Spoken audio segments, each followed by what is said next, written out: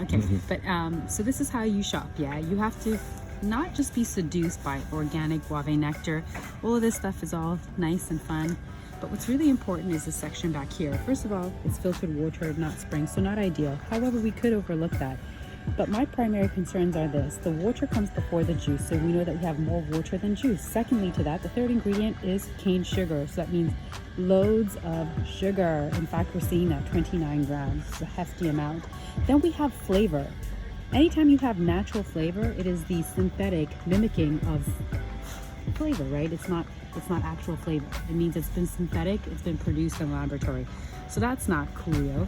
And then of course we've got the absorbic acid and citric acid, which again, we would do without if you wanted something that was pure, clean, and alkaline. So for those reasons, for me as the Alkali Yogi, this is a no-go. All right, putting this back on the show. Okay, how about this pomegranate juice? So pomegranate juice is kosher. It's not alkaline, but it's kosher. 80-20 after all. As a holistic lifestyle coach, I understand that living means you have to be reasonable. So again, looks great, 100% pomegranate juice, and then in smaller print you see from concentrate. So again, not the end of the world. It just means that it's a lot of water, but they haven't added anything else to it. Also, we're seeing BPA free bottle, which is really critical because otherwise it leaks this lining would actually leak into the juice, which then goes into the body, and it's very toxic and could help trigger autoimmune disease, etc. This is actually why I didn't take the coconut milk at the other aisle, is because it did not show me to be BPA free. So hence why I put it back. That, and it had guar gum, so you always want to avoid preservatives. So this again I would classify as part of your 80-20. So not alkaline, but remember 80-20, that's how you live and you can commit. Okay, we'll take that. Okay. For the kiddos who want to be plant-based, and we encourage that, let's look at two popular brands, this one specifically. Again, you're seeing all the stuff to seduce you. Organic, USDA approved, gluten-free, certified vegan, it's even kosher, hallelujah. But we always just want to turn this thing around and really get down to the meat and potatoes, so to speak. So carrots are the primary, onions, oat bran, string beans, soybeans. So for me, that's a problem because soy, again, very problematic, full of hormones for both boys and girls, but especially girls.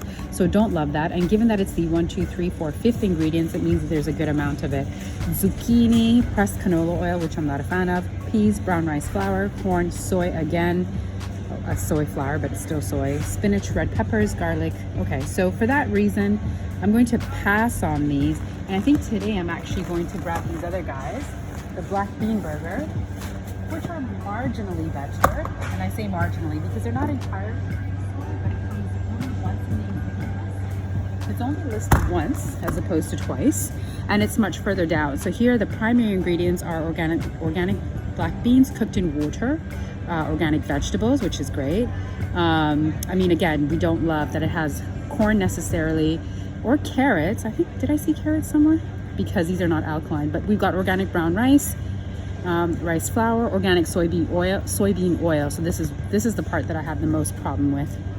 Second to the corn. Organic pea protein, okay, cornstarch. But again, if you're not making it from scratch, you're going to have to make concessions for that. I wouldn't, obviously if I was making this from scratch, I wouldn't have things like sugar.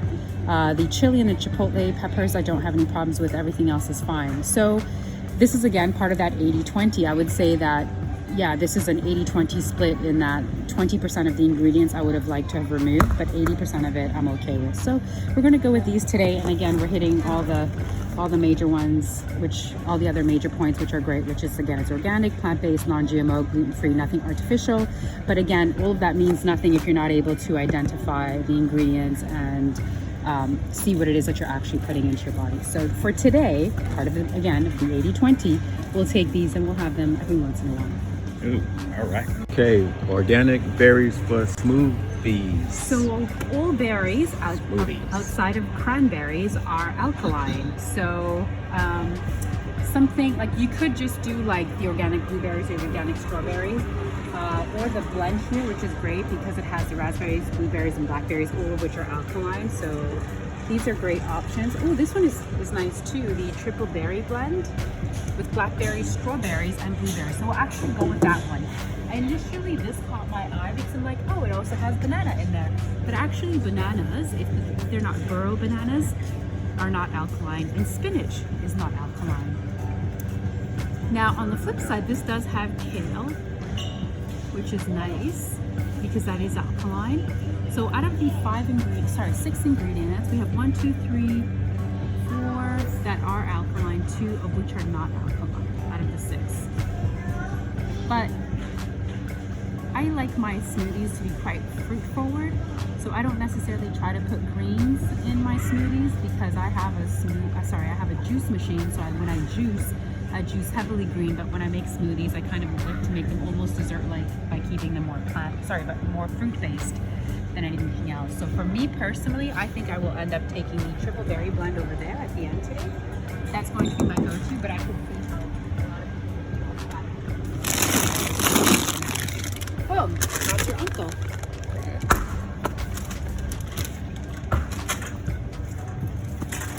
Thing with agave. Agave makes tequila.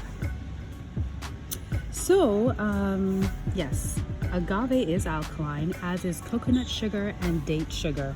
So all those are better alternatives than, say, stevia or Splenda, which literally have been shown to trigger cancer in rat and mice. So you want to be very specific very attentive when you're picking agave. Now this actually is not ideal. So it's a little bit heavier total sugars. This also is an indication of the quality. So even though, again, if you get seduced by just the fact that it says all-purpose and organic, it's really easy to just say, okay, let's have at her. But when you look behind here and you see that it's 16 grams, it's a little bit high. So you either have to use sparingly or look for higher quality agave. I'm actually going to look for a higher quality agave because I'm going to be using these sweeteners quite regularly to make things like tough pancakes, biscuits, as well as muffins. And for the health of our family, I would prefer to get something where the glycemic index isn't so high. So we're going to put these away for today. All right. Let's talk about how. So, unfortunately, there was no grapeseed oil today. So, see a plethora of oils: corn oil, which you want to avoid; canola oil, which you want to avoid; vegetable oil, because can you name the vegetable? No, so you want to avoid that as well. So instead, we're going to stick to avocado oil for when heating and cooking. This is what we want. The avocado and is that coconut?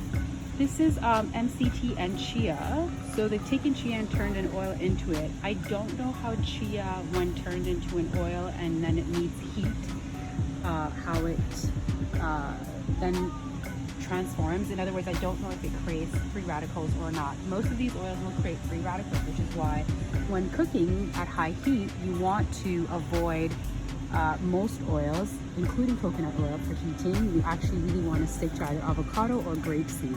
So because I'm not familiar with whether or not chia, when turned into an oil specifically, and even MCT, if I'm being purpose, what the effects are and whether or not they produce free radicals, I'm going to avoid until I am more educated on that. And I'm going to stick to what I know, which is that this is safe to heat at high heat, to cook at high heat. And of course, we've also grabbed some extra virgin olive oil down at the end there, which is organic. Now, it doesn't need to be organic, by the way. I just want to say, especially if it comes from Italia, Italian farmers are incredibly, what's the word I'm looking for? Of high integrity. So they don't spray their foods anyways, unlike North America. So if you just want to get a high quality extra virgin olive oil that's cold pressed from Italia, it does not need to be organic. FYI. Right.